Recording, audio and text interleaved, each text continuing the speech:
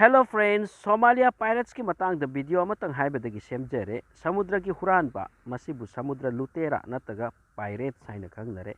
Pirates ki matang da Hollywood Bollywood ki fajaba film kaya lai. Well pirates ki wari ngasi dagi tenate juk juk kaya dagi layraklabani. Makhoi se minungsi khangde mihat pada halingde.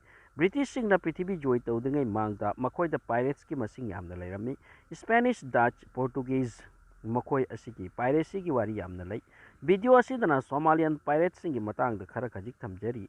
Somalia pirates sing yamna danger ni modern khuchu khulai boats gun mobile use torga standard mong da lut tawi makhoi na haiba yarabadi hatre makhoi na jahaz amabu control torba tungta paisa demand tawi pirabadi phare mukhai na rabadi bera kabagi wani. Somalia da pirates masing yambagi maramdi lairaba economic phadaba masi chawrba factor ni. Somalia ki coastline inter Africa Mahadesh laiba country purmaktagi heli. Maram asina makhoi gi country da fishing industry se yamna chawkhatli. Adubu 1990 da Somalia da civil war oiki. Maram asina government kai ki amasung navy su leikidre. Aduna coastline asuk sangkraba se ngaknaba coast guard lairamde. Amaram da government leitrabani na pakhang singi thabak thoram employment problem su laki.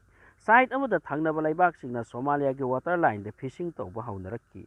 Aduga industrial oiba fatahudi west haitaba horakki. Somalia gidi coast guard leitre aduna henjilakpa haiba tare. Masida khangba ngamlaktabana Somalia gi fishermen kharana nongmai paikhatpa hokibani. Aduga atai laibaki nga phaba singbu phuba chaiba horakki phaba horakki. Phajillaga paisa demand tawbadagi asum makhoi ase chawkhalaktuna modern khuchu khulai leiba hokibani amasung achoba jahaz phawbada phaba horakki.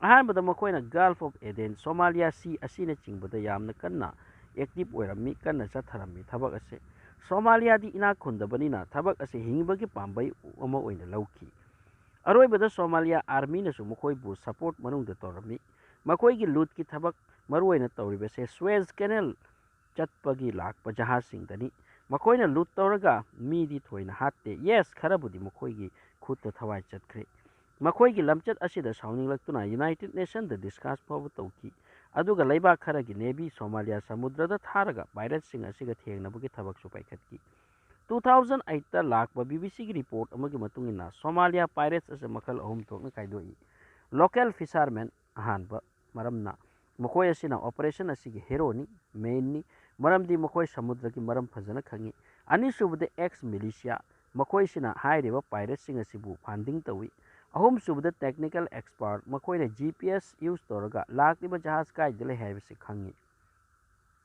Pirate सिंग असिना AK-47 AKM type 56 RPK गुंबा अतांगबा अफबा खुचु खुलाई कया सिजिनरी मखोइगी Sen demand अदो waterproof bag ता हापलगा helicopter ने इसिंग the लंगथरम्मी अदुगा मखोइना मदु लौखटलगा machine न थीरगा पैसा दो मसिंग सुरे okay ओइरे हाइरगा हाइरिबा मखोइना फारिबा मी नत्रगा जहाज अदो थादोगी 2010 की हिसाब मतुंगिना मखोइ असिना चहीदा $238 मिलियन हाइबदी 1734 करोड़ फावद तानबा ngamki अदुबु हौजिकति सोमालिया पायरेट्स हानगुम एक्टिव तिनत्रे मराई चाइचख्रे अतोप लैबाक की नेवी फॉलो तौख्रे सोमालिया पायरेट्स की मरमना लैबाक खरा सेन थुम यामना मांगहनबा यावख्रे फॉर एग्जांपल इजिप्ट की पायरेट्स कया सु थवाई चतख्रे मखोइ असे थवाई चतपुसु यावख्रे लूट तौबा हुरानबा चिंथीबगी थबक अदि असुम लैगनी यारोय मरमदि नुंगाइना सेन फंगनिंगबा मी मफम खुदिंगदा लै मरम अदुना सो मफम अमतंगा थमजरी